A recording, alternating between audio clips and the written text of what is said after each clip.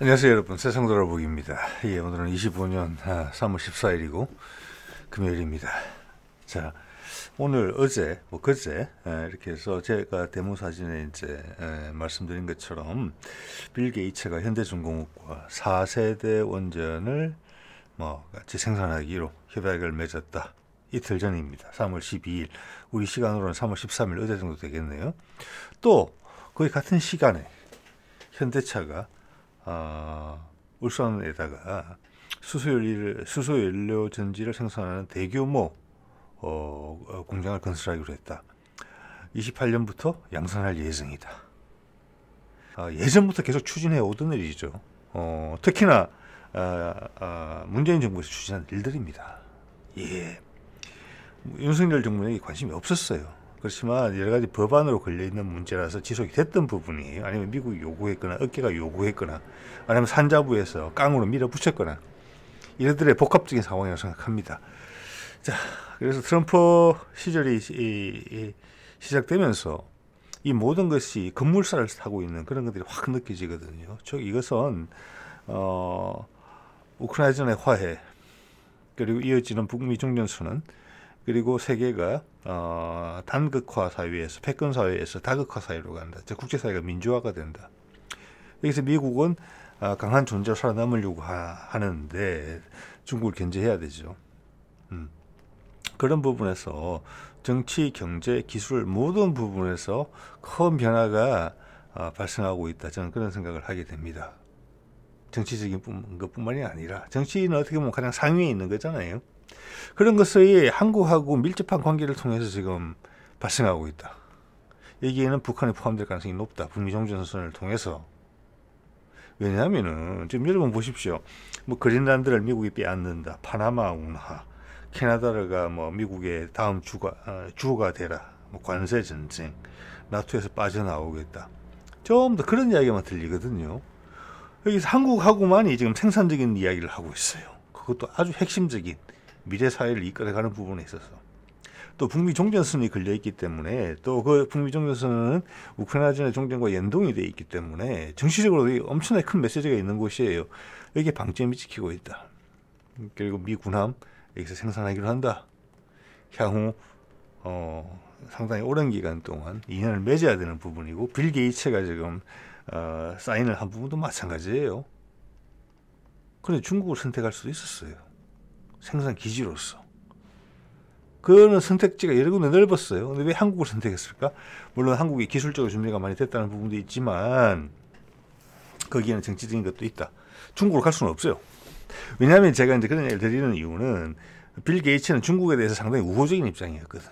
그래서 바이든 정부 때 빌 게이츠가 바이든을 별로 좋아하지 않았던 것으로 제가 기억을 해요. 왜냐? 중국을 우리 파트너로 삼고 시장으로 삼아야지 그걸 적대시하니까 힘들다. 이런 유의 분위기가 강했거든요. 근데 트럼프가 등장하자 한국하고 적극 손을 잡는 거예요. 시간이 없어요. 엄청나게 빨리 진행되고 있어요. 그래서 윤석열이 정부 정지가 됐든 안 됐든 상관이 없는 거예요. 결과적으로 윤석열한테 불리한 일이에요. 없을 때 다 발생하니까. 네. 자, 이 이야기 오늘 좀 해보려고 합니다. 여러 가지 청의가 있어요.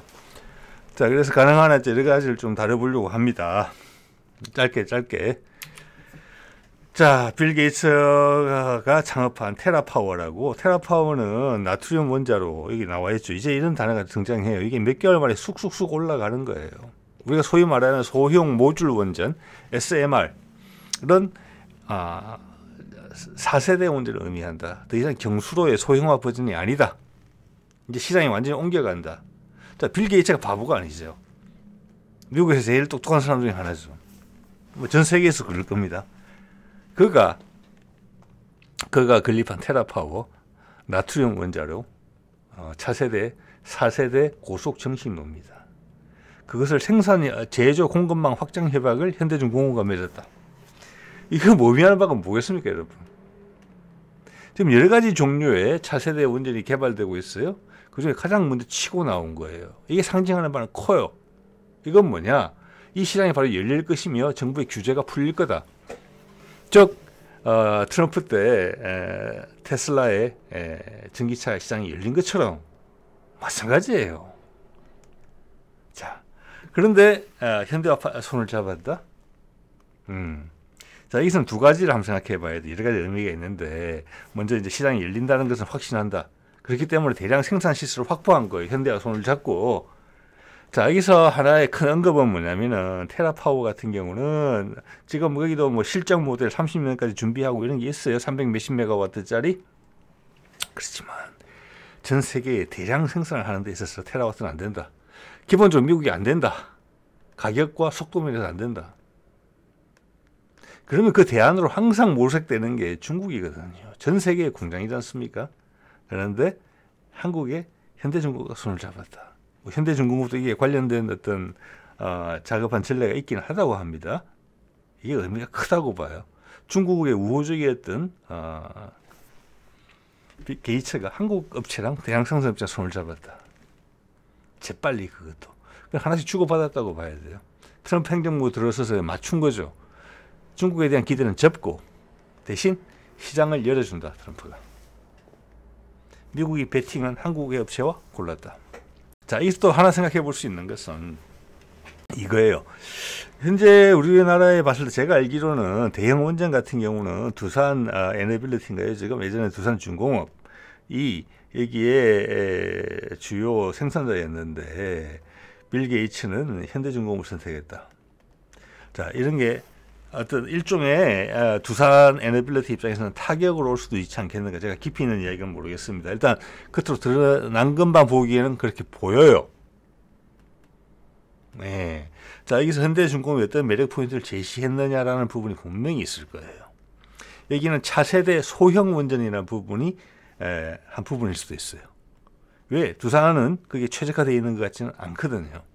자, 이렇게 되면 두산이 크게 자극을 받을 것이고, 지금 우리는, 여기는 지금 나트륨 원자로지만, 우리가 군용 목적으로 러시아 기술을 바탕으로 개발해 오던 납 비스무스 원자로도 있어요. 그것도 4세대 원전이 기본 컨셉이 똑같아요. 고속정식로. 열 효율이 훨씬 좋다? 안정성이 보장이 된다. 자, 상업용으로 20% 이하의 농축도를 가지고도 원전의 수명이 다할 때까지 쓰고 버리면 된다. 버릴 때도 핵 폐기물이 현저히 적다. 이런 거거든요. 그렇기 때문에 두산 같은 경우에 이거 전부 다 방산하고 연결된 부분이란 말이에요. 예, 이런 거 보면 더더욱 우리가 이제 원자력 추진 잠수함뿐만이 아니라 우리 중형 항모도 원자력 추진으로 갈 가능성이 상당히 높다. 저는 이렇게도 봐지는 거예요. 더더욱 두산은 소형 원전 시장이 열리는데 지금 대형 원전은 죽을 거예요. 분명히 군용으로 개발하고 있는 그런 부분, 표준화되는 부분. 예를 들어서 러시아 같은 경우는 나트륨 기반의 4세대 원전과 납 기반의 4세대 원전 두 개 다 운영하는 나라예요. 일장일단이 있을 것 같아요. 제가 그것까지 구체적으로 모르겠습니다. 추후 알게 되면 또 말씀드리겠습니다. 그래서 두산은 그것도 손을 잡아야 되지 않겠는가 이런 생각이 좀 드는 거예요. 예, 분명히 자극받았을 거거든요. 빌 게이츠가 움직였다. 이것은 이 시장이 열린다는 것을 의미해요. 예를 들어서 일론 머스크의 테슬라가 트럼프가 확 밀어붙여가지고 전 세계에서 전기차를 다 받아들였잖아요. 불안전한 기술이었는데 불구하고.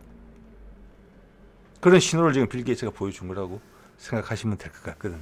자, 이런 부분이 하나 있었고, 또 하나 기사가 눈에 띄는 것은, 눈에 띈 것은 이거죠.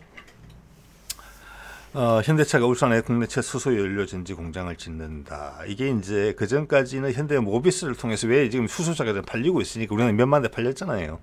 그런데 현대 모비스를 통해서 어떻게 융통한 것인데, 그것도 현대 모비스가 직접 생산한 건지 아니면 다른 데서 또 현대 모비스는 이제 자동차 부품을 만드는 곳인데 그 모든 종류의 부품을 본인들이 다 안 만들 거거든요.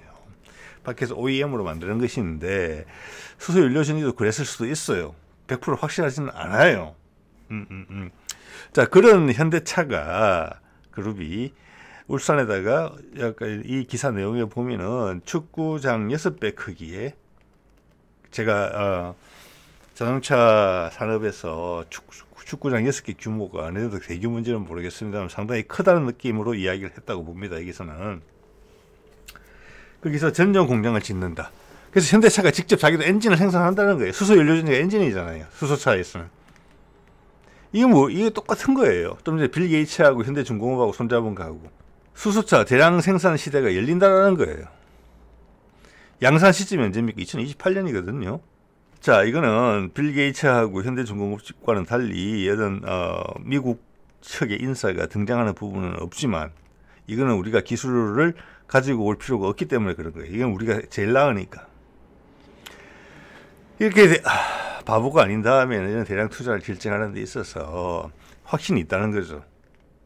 네, 2028년에 시장이 열린다. 옛날 전기차 열리던 것처럼.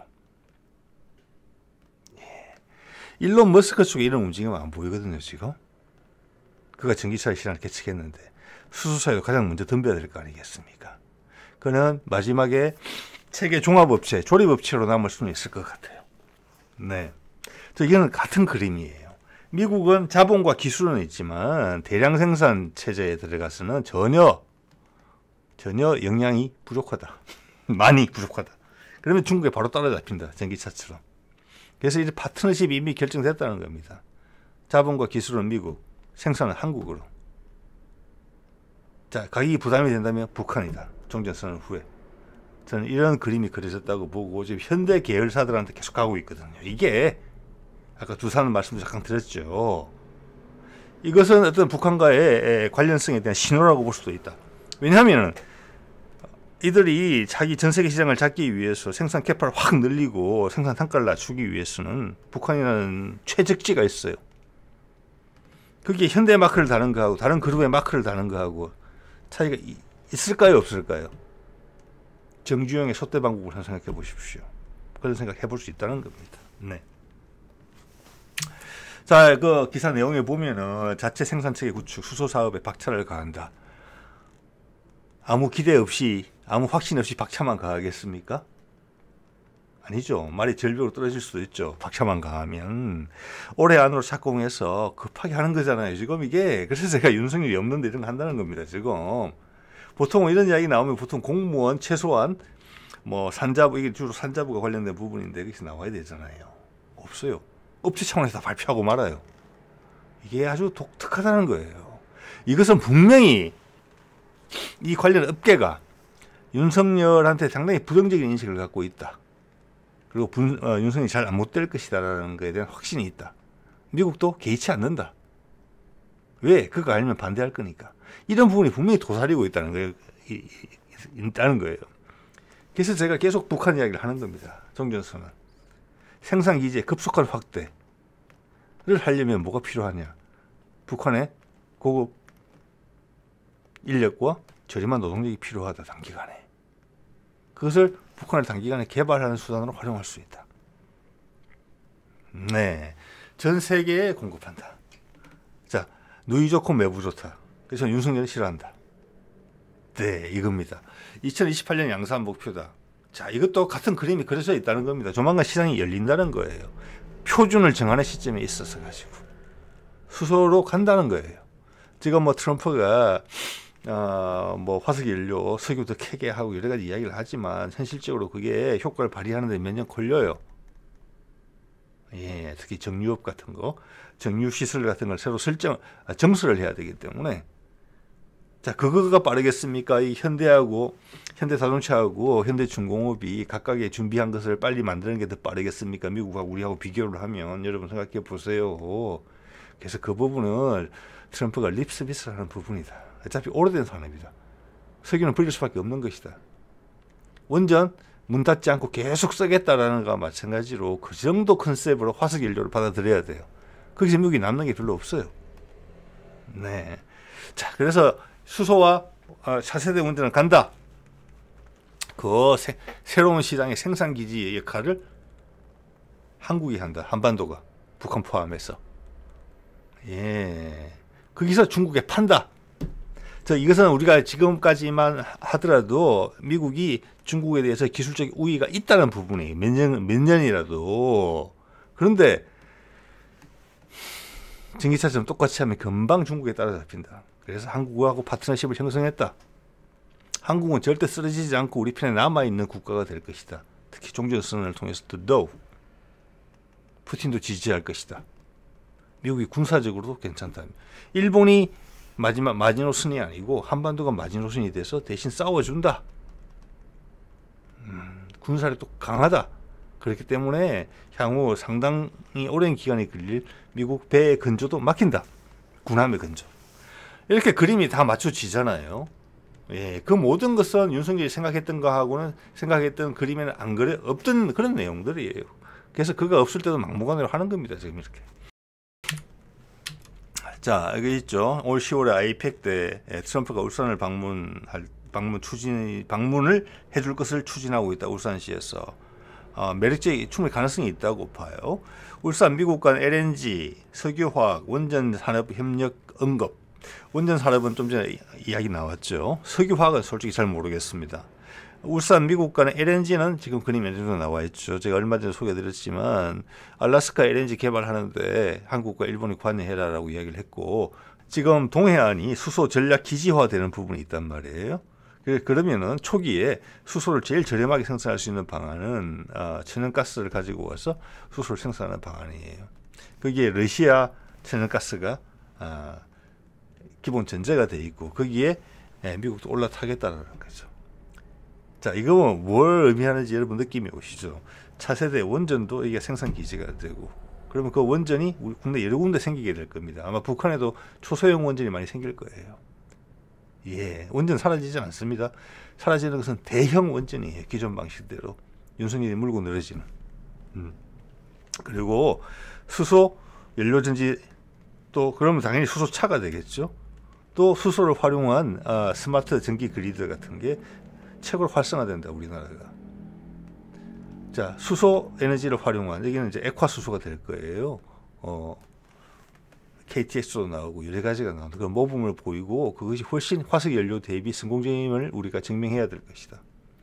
거기에 상당량의 수소가 공급이 돼야 되는데 상당량의 수소도 이렇게 올 것이다. 우리가 그 수소 액체화시키는 부분, 수송에 대해서 노하우를 가지게 된다면은 수소를 우리가 수출할 수도 있을 것이다. 액화시켜서 이런 여러 가지가 언급이 되고 있어요. 자, 그리고 조선업 아까 말씀드렸죠. 그 특히 미국 군함 건조하는 부분이고 해양 안보 등에서 제가 여러 번 말씀을 드렸습니다. 우리가 미국의 인도태평양 전략에서 우리가 기동함대를 통해서 동중국해, 남중국해 우리가 책임져줄게 중형 항모 건설했어, 건조했어. 그런 이야기랑 맞물려 있는 것입니다. 다 아기가 딱딱딱 맞잖아요, 전부 다. 예. 자, 그 정도 말씀을 드리고요. 그래서 윤석열이 이제 목을 맸던 원전, 대형 원전 3, 4, 5기 착공을 시켰죠. 자, 저 두 개는 우리가 윤석열 대통령을 뽑은 대가를 치르는 부분이라고 봅니다. 미국도 더 이상 짓는다는 이야기는 못해요. 전 세계 어디도 기존에 있는 것을 가동을 중단하느냐 아니면 계속 쓰느냐 그 정도 갖고 고민을 할 따름이에요. 그래서 밑에서 바로 깨갱하잖아요. SMR 등 신규 원전 하겠다. 이 SMR 이제 확인이 되는 거예요. 차세대, 4세대 원전이라는 것이.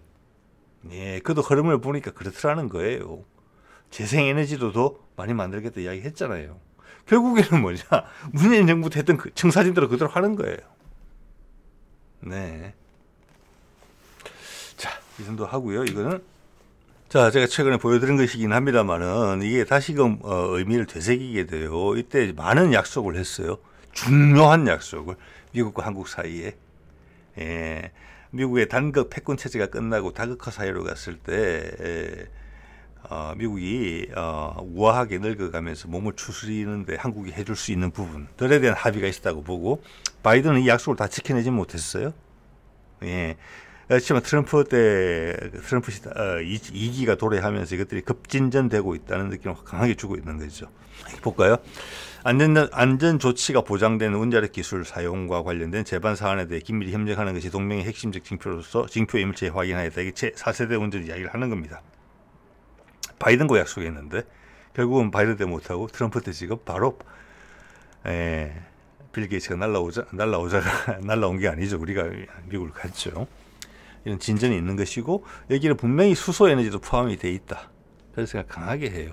그래서 우리가 이제 지난 정부에 수소법을 만들어서 준비했던 게 법으로 만들어놨기 때문에 윤석열이 피해가지 못했던 부분이 분명히 있습니다. 그게 대규모 풍력하고 연동이 돼 있죠. 이것들이 곧 열린다라는 겁니다. 여기서 미국은 한국을 믿는 수밖에 없어요. 그들의 군함 건조를 한국에 맡기면 한국을 믿는 수밖에 없죠.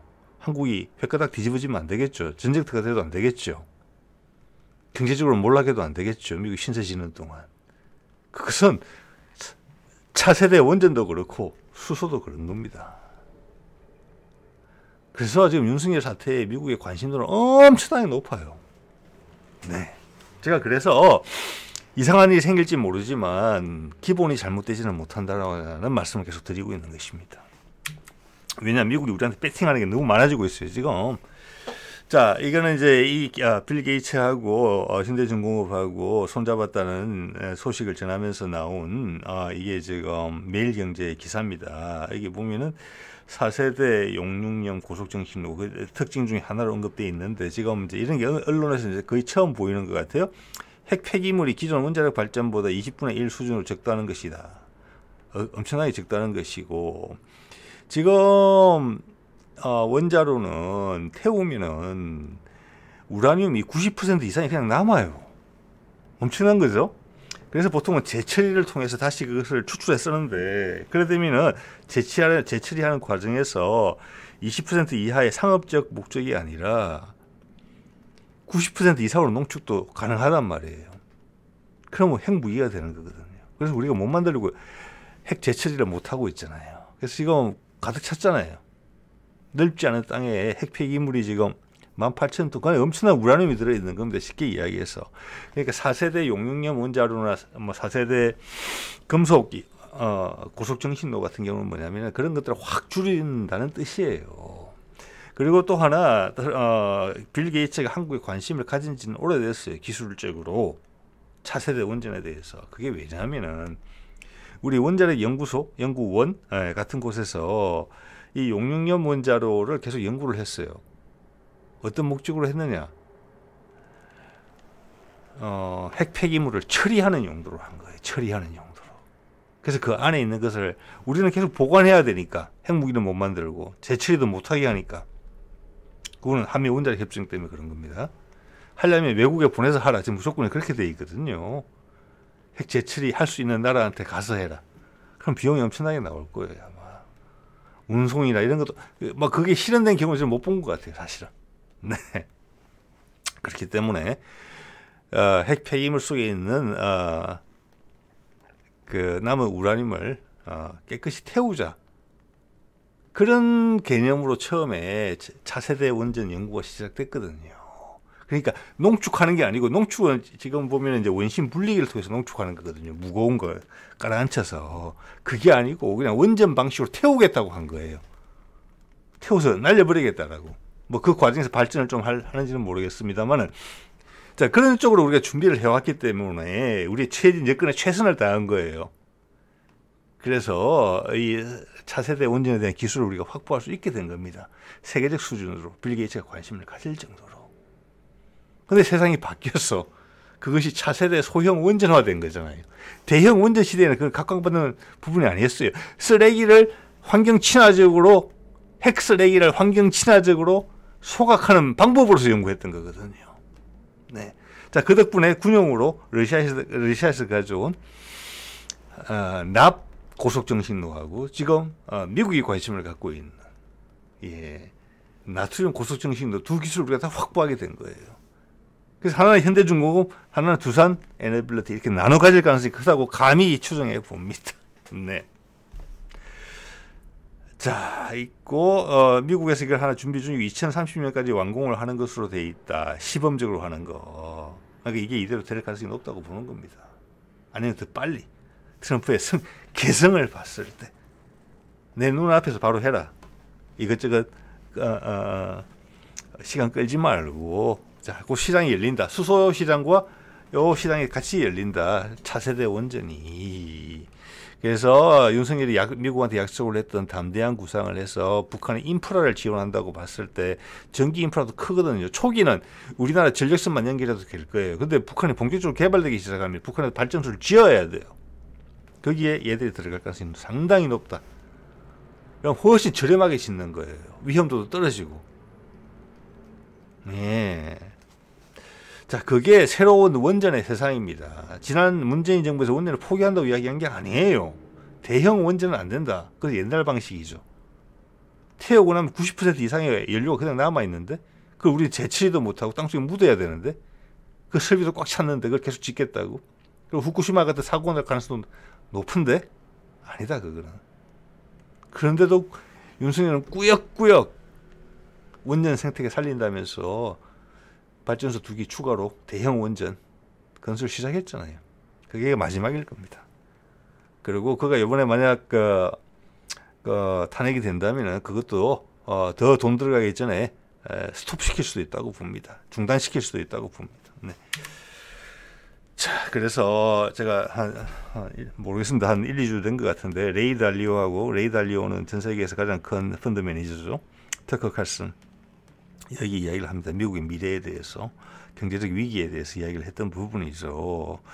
그때 저는 제목을 이제 인공지능이 주가 되는 세상에서 어떤 것이 각광받을, 어떤 것이 무엇이 중요해질 것인가, 이런 내용을 좀 다뤘었는데, 이 내용 중에 그때도 말씀드렸는데 이런 부분이 나와요.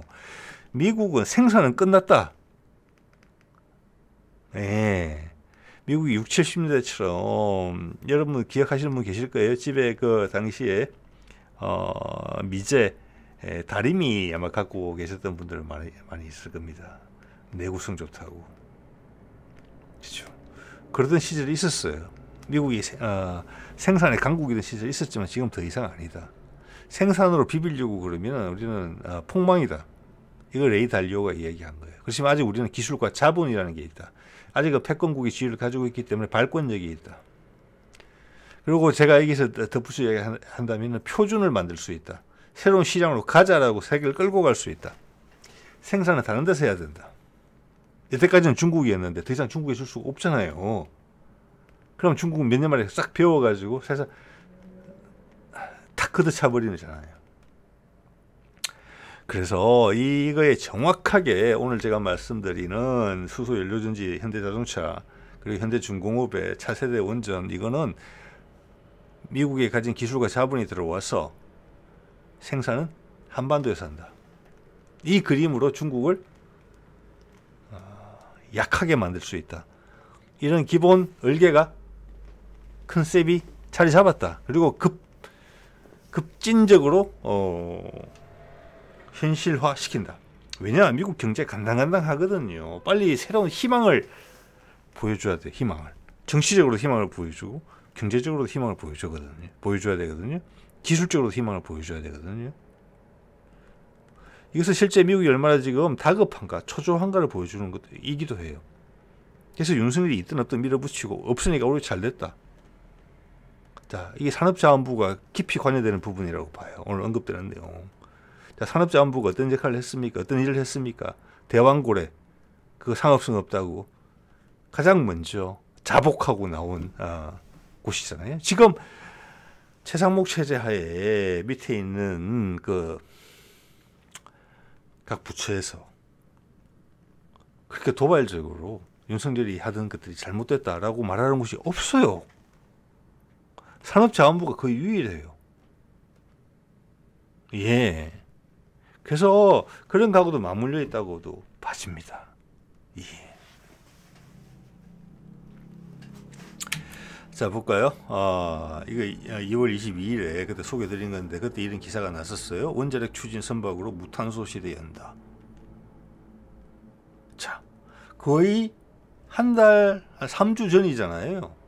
그때 이미 다 알고 있었다는 거예요. 당연히 알고 있었겠죠. 예, 뭘 알고 있었겠습니까? 현대중공업하고 빌 게이츠하고 그 테라파워하고 이야기 잘 되고 있다. 또 그 너머에는 곧 이것이 미국의 원전이 표준으로 될 것이다. 우리가 군사용으로 개발하고 있던 납 기반의 4세대, 차세대 원전과는 다르지만 미국이 표준을 세팅하는 힘이 있다. 그 기술을 존중한다. 그래서 제가 납 기반의 원전은 두산으로 갈 가능성이 크다고 보는 것입니다. 그것이 이미 다 이때 알려졌던 거예요. 이 뉴스가 그런 걸 이야기해 주는 거예요. 22일 날. 그리고 이런 그림까지 나왔잖아요. 원자력 추진 컨테이너 설계 모델 공개 다 됐다는 거잖아요. 그렇죠? 그리고 그 이제 사례로서 이런 것도 보여줬어요. 부유식 발전선, 용융염 원자로 기반. 용융염 원자로 한 개 열 출력 기준으로 60메가에서 100메가 정도 될 거예요. 사람 얼마 안 커요. 아주 작아요.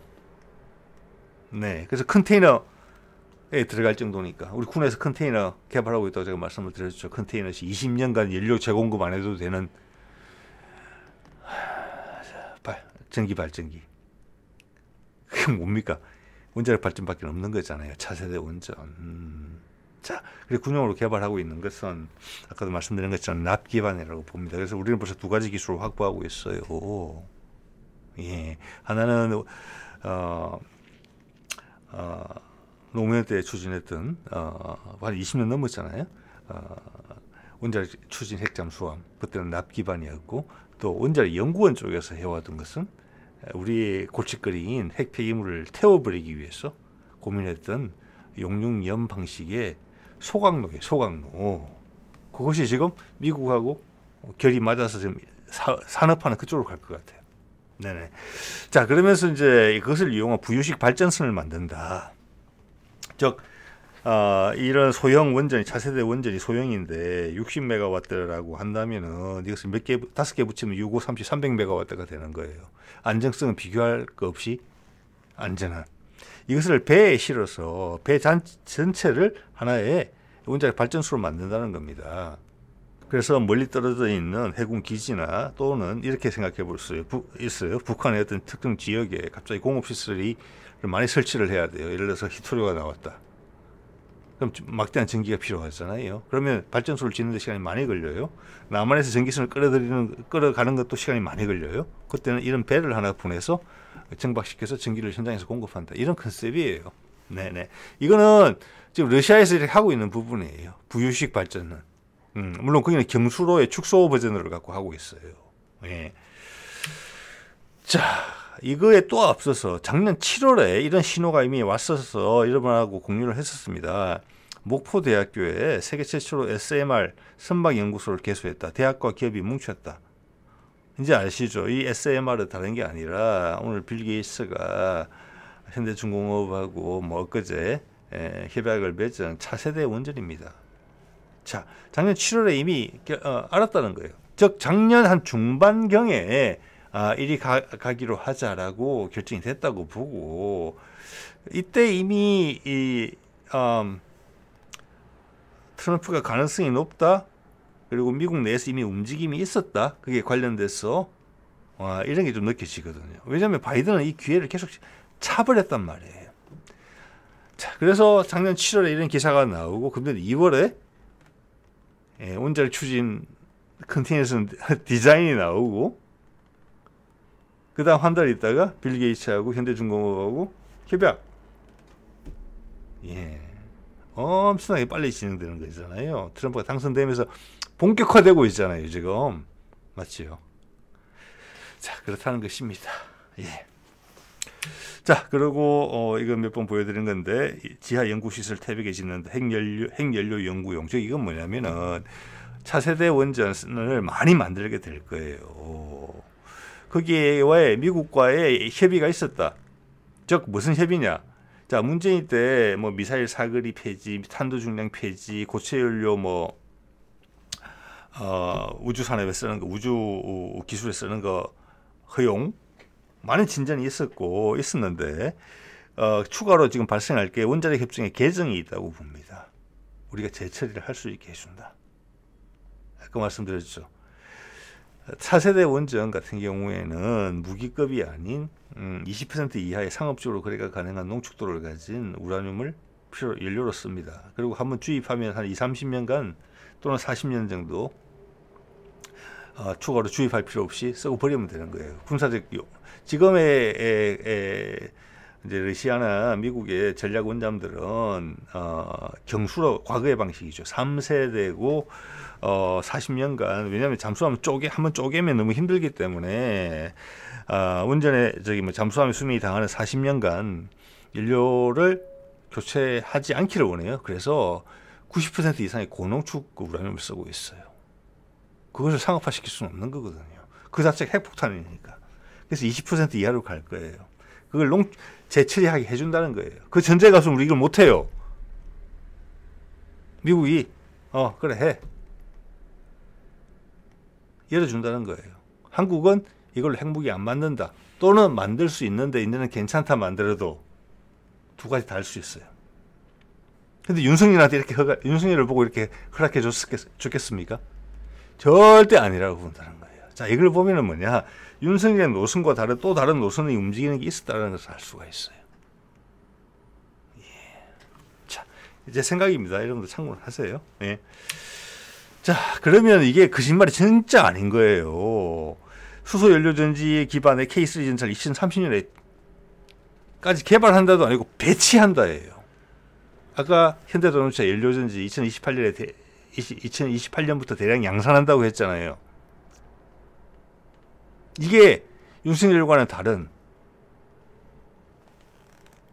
추진 세력이 있다는 겁니다. 그게 법으로 얽매여져 있든지 뭐든지 간에 훨씬 현실적으로 설득력이 있는, 말씀드렸죠. 윤석열이 대통령이 되고 나서 무기 박람회에서 수소 연료전지가 싹 없어졌다고. 근데 살아남아서 이렇게 되는 거잖아요. 이제 사실이에요. 자동차 업계가 따라간다잖아요. 2028년에 양산한다 그러잖아요. 그 대량 양산인데 축구장 6배 면적이, 그걸 실어서 판매할 곳이 없으면 미쳤다고 그렇게 하겠습니까? 아니에요. 그래서 거꾸로, 야, 이게 정말 현실성이 있는 거구나. 우리가 이것을 군사무기까지 적용할 수 있겠구나. 그것을 전 세계에 만방에 보인다, 기술력을. 여기는 당연히 현재 수소차처럼 가스를 쓰는 수소차는 절대 아니에요. 공간이 부족해요. 그리고 현재 K2 전차만큼의 순환 거리가 나와야 돼요. 그러면 액화 수소를 쓴다는 것밖에 없거든요, 이게. 그 기술 자신감이 있다는 거예요. 네. 자, 그래서 우리가 이제 이런 걸 지금 하고 있죠. 동해 쪽을 수소로 특화를 시키고 있죠. 액화 수소. 저기에는 이제 LNG가 전리 들어오는 것이고, 저장, 수송. 그래서 우리 액화 기술, 상업적으로 충분히 가성비가 좋은 기술을 확보했다고 저는 봅니다. 필요에 따라서, 그게 액화가, 저온 액화일 수도 있고, 또 소위 말하는 암모니아랑 결합을 해서 상온에서 액화를 유지하는 그런 기술일 수도 있어요. 예, 경우에 맞게 적절히 배합해서 쓸 것으로 보입니다. 연료전지, 포항. 이게 지금 포항 밑에 울산이잖아요. 지금 현대가 그렇게 이야기하는 거지 않습니까? 예.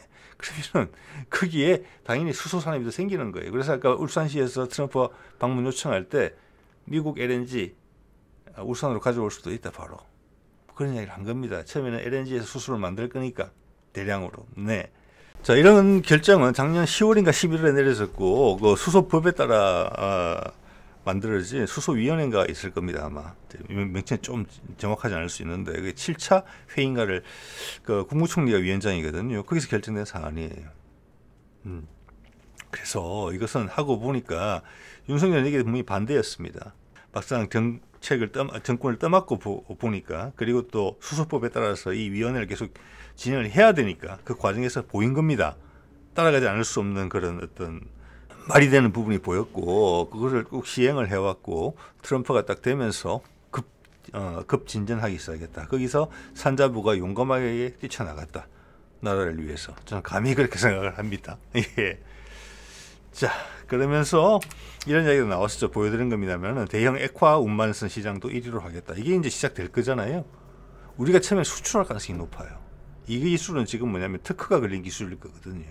이것이 초저온으로 253도로 액화를 초저온으로 해서 액화를 시키거나, 기존 LNG는 영하 160도입니다. 그래서 더 어려운 기술이에요. 또는 말씀드린 것처럼 암모니아랑 결합해서 보니까 우리가 아주 저렴하게 암모니아하고 수소를 결합시키고 떼내는 기술을 확보한 것 같아요. 그거 있을 수도 있어요.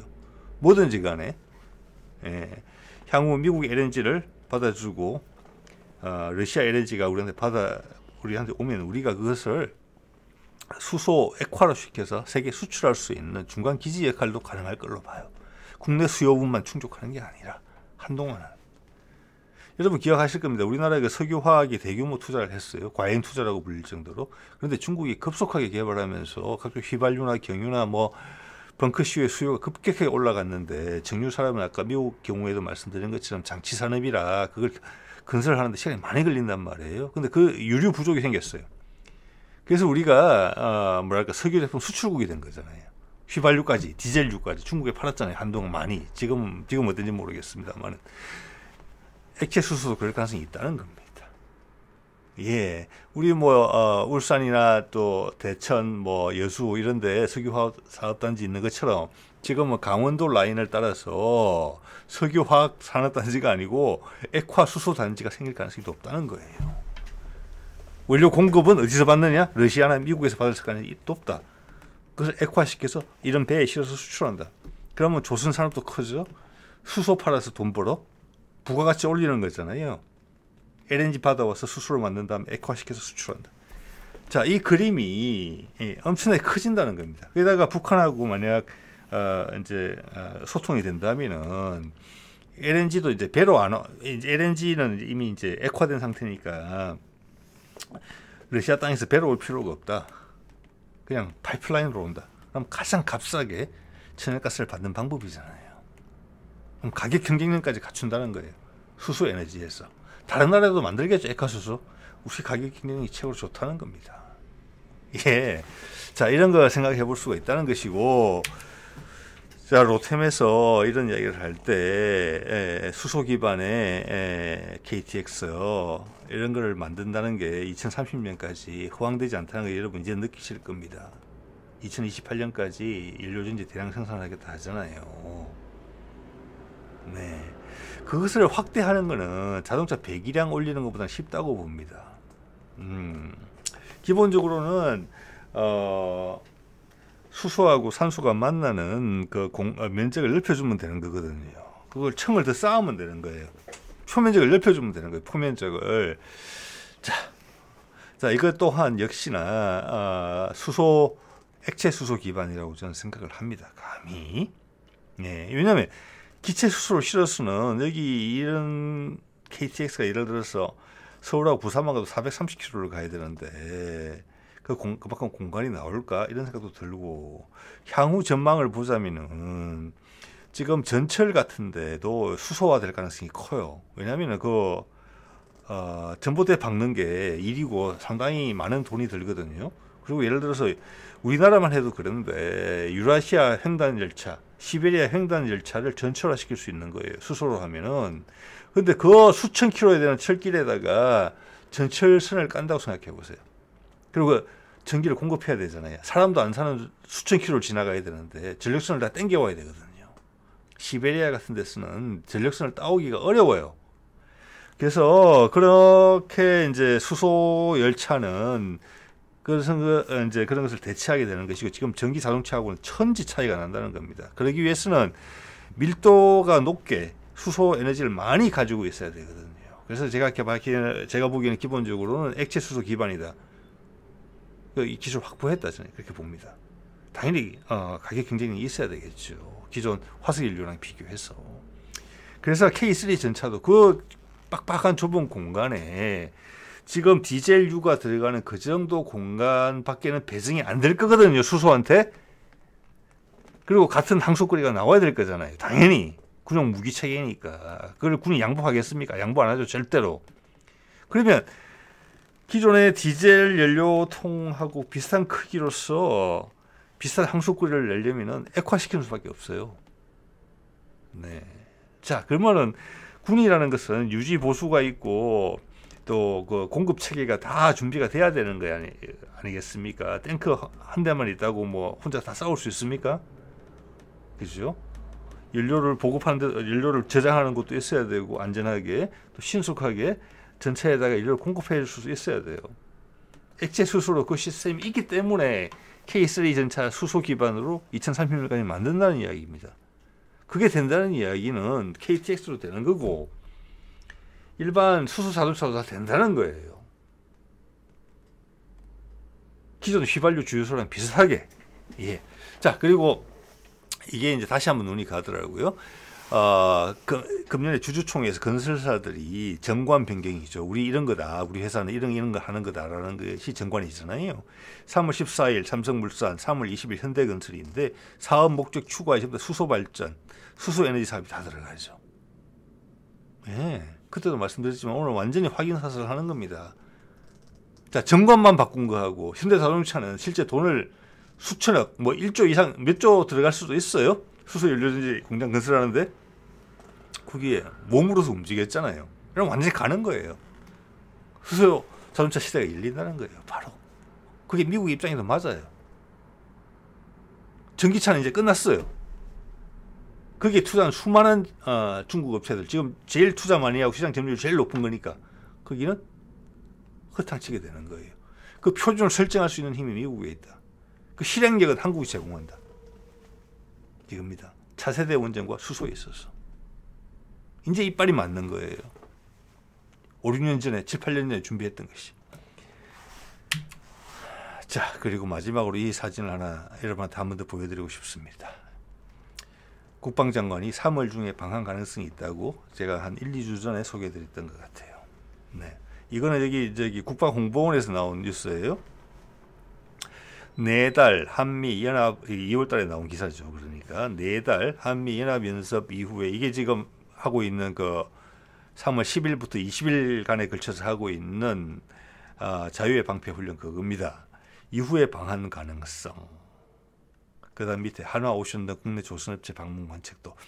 자, 이거가 뭘 의미하는 거 하니?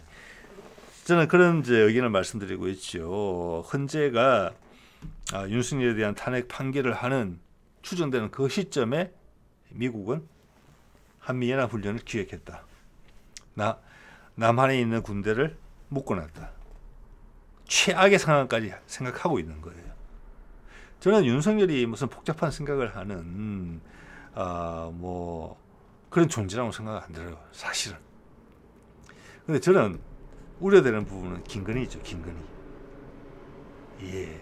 자, 그런 김건희가 그녀의 작전을 써먹기 위해서는 윤석열이 풀려나와 있는 게 훨씬 유리해요. 그래서 지금 상황을 저는 되게 위험하게 본다는 겁니다. 자, 미국도 최선을 다하고 있어요. 군을 꽉 잡아놨어요. 네, 그러고 나서 다시 또 와요. 한국에 방한을 한다. 3월 중에. 즉 이 말은 뭐냐. 지금 돌이켜보면은 헌재 판결이 난 후에도 또 온다는 거예요. 자, 국방장관이 한미 자유의 방패 훈련이 언제부터 언제까지 있을지는 모르겠습니까? 이 시점에 알았겠죠, 그거는. 그리고 그것이 한국의 헌재 판결 날짜랑 겹친다는 것도 당연히 알고 있었을 겁니다. 그러면은 3월 중에 방한하는 가능성이 뭐냐? 그 다음에 혼란이 있을 수도 있다까지도 생각한다고 보는 거예요, 저는. 예, 일단 헌재는 탄핵을 인용할 가능성이 높아요. 거의 그렇습니다. 그 이후에 그걸 수용하느냐 안 하느냐. 김건희의 죽음이거든요. 바로 뭔가 할 것입니다. 자, 거기에 대해서 하나가 더 있는 거예요. 저는 그렇게 봅니다. 자, 그러면서 실제로는 트럼프가 추진하는 모든 분야, 북미 종전선언 아닌 것 하면 다 치받고 있잖아요. 차세대 원전. 예, 빌 게이츠가 좋아라랑 사인했다. 이게 트럼프의 오케이가 없으면 가능한 일이겠습니까? 그게 수소에너지. 이거는 간다. 한반도가 생산 기지화된다. 특히 북한. 그러면 오늘 언급된 회사들의 공장이 추가로 건설될 때 북한에 건설될 가능성이 상당히 높다고 봐진다. 저는 그렇게 보고, 그리고 탄핵 인용에 대해서 윤석열이 수용하느냐 안 하느냐라는 의구심을 미국도 가지고 있다. 그렇기 때문에 한미연합연습 이후에 방한한다. 즉 윤석열의 탄핵이 인용된 이후에 혹시 있을 상황에 대해서 대비하기 위해서 온다. 이렇게밖에 볼 수 없는 거예요. 자유의 방패 훈련이 끝난다고 미국의 군사적 관심이 꺼지는 게 아니야. 이런 신호로서 충분히 해석될 수 있는 여지가 있거든요. 자, 오늘 이 정도 말씀을 드리겠습니다. 네네.